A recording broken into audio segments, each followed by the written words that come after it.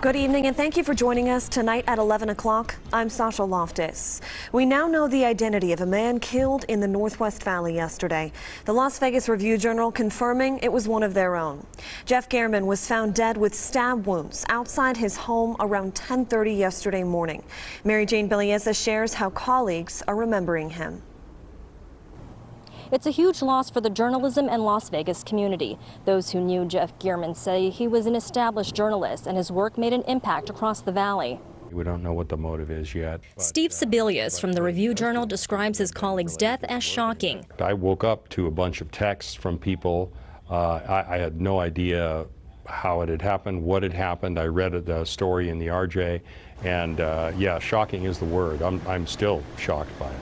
Investigative reporter Jeff Gehrman was found dead with stab wounds outside his home Saturday morning. He covered news in the valley for decades while working at the Las Vegas Sun and Las Vegas Review-Journal.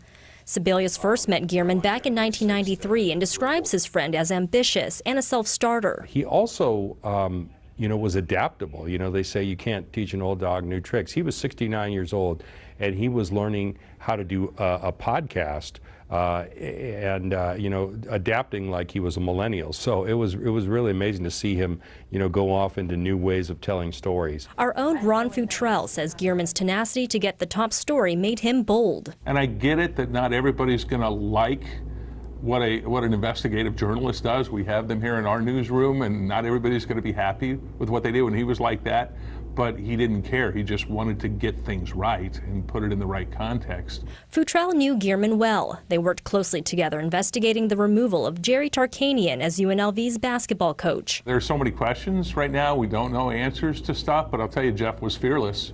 That's one thing he was. You can't do some of the stories he did without being fearless in that sense. We spoke to Gehrman's neighbors who didn't want to be on camera. They say they didn't know Gehrman and didn't see anything suspicious, but offered their condolences. Metro Police say they do believe a fight led to Gehrman's stabbing. They say they are still looking for the suspect, but they do have a lead. Reporting from Buffalo and Vegas Drive, Mary Jane Bellieza, 8 News Now.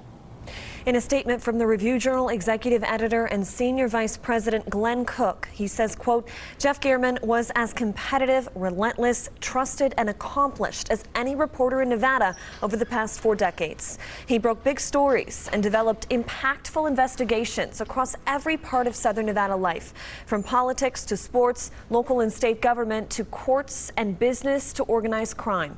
He will be terribly missed by his family and colleagues, and we are all in shock over his senseless killing. His loss is unfathomable, and he is irreplaceable.